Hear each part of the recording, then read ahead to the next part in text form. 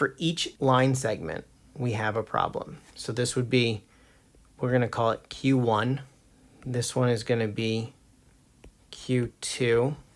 This one's going to be Q3. For each of these, we need to do a separate little equation because each of these take a certain amount of energy. Here's Q4 and then Q5.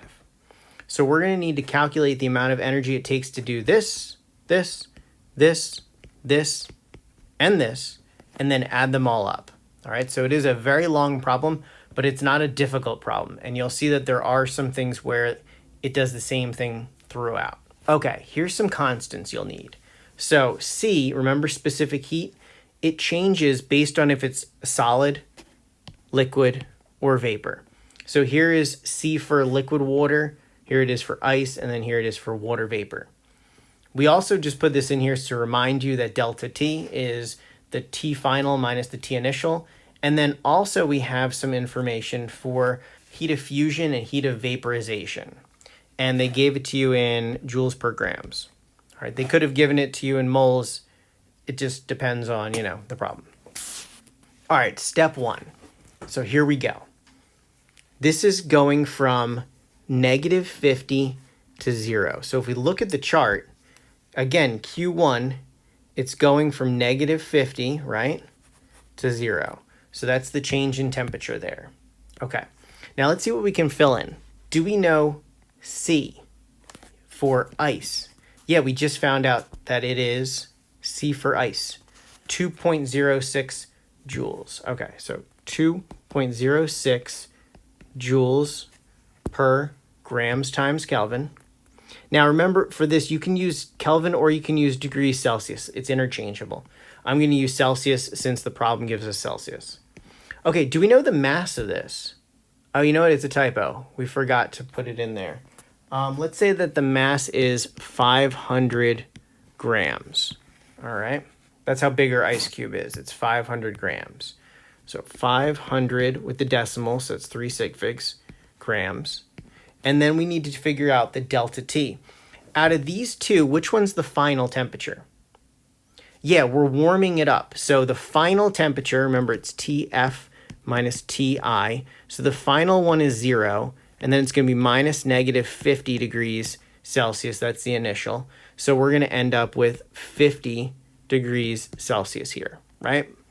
And then if you multiply them all together, you should get 51,500 joules. Now, sig fig wise, so for sig figs for this kind of problem, don't worry about it. Don't tell anybody I said that though. All right, step 2. Now we're melting the ice at 0 degrees. So let's go back here.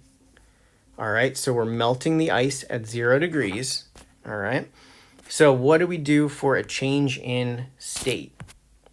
Okay, this is the equation for Q2.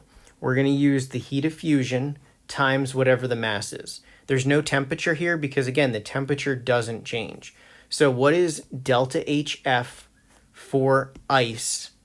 Delta HF for ice is 333. 333 joules per gram. And the mass is still 500.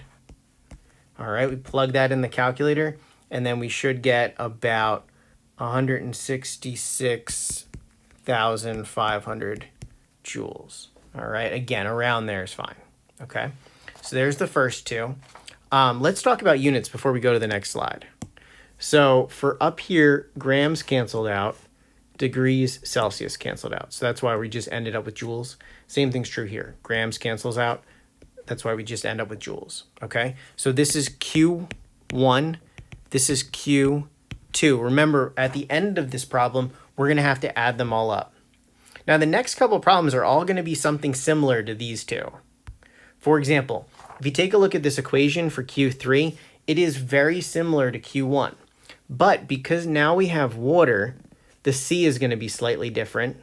And then also our numbers here are going to be a little bit different. Okay, let's figure out what C is first. So this is liquid water. Liquid water is 4.184. So 4.184 joules divided by grams times Celsius. It's still 500 grams. And then here we have, all right, the final temperature is 100 minus the initial temperature is 0. So it's going to be 100 degrees Celsius. Okay, if we multiply all of those together, we're going to get 209,200 joules. Okay, canceling out wise, grams Celsius, leaving us with joules. And then step 4 is very similar to step 2. All right, but now we're using the heat of vaporization. And if you don't remember the number, just look back. All right, heat of vaporization is 2256. So we have 2256 joules divided by grams times 500, the decimal. Grams, I got that from the mass. The mass doesn't change. And then this is 1,128,000 joules. Now remember, this is huge, right? Because of that constant. That's why this takes so much energy. And boiling is going to be one of the larger things.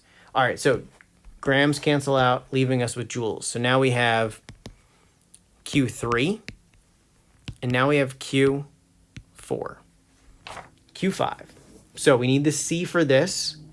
So vapor for water, it's 2.02. All right, 2.02 joules per grams times Kelvin. Oh, we're using degrees Celsius though. All right, good. 500 point. All right, and then the temperature. Final is 200 minus the initial is 100. That gives us 100 degrees Celsius. If we multiply these together, we're going to get 101,000 joules or thereabout. All right, and if we cancel out some things, grams cancel out, Celsius cancels out.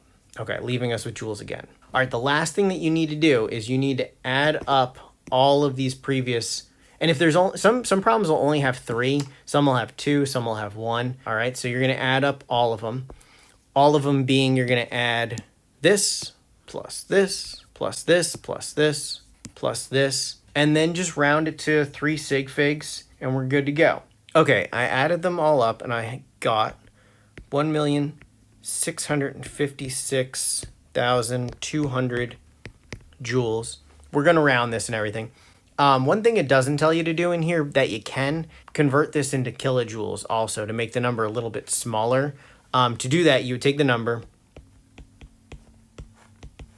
and then on the bottom you put 1,000 joules. On the top, you put 1 kilojoule, and then that'll divide by 1,000. You'll get 1,656.2 kilojoules. So that makes it a little nicer. This problem doesn't tell you to do that. Some problems do tell you to do that, so I'm just showing it to you here.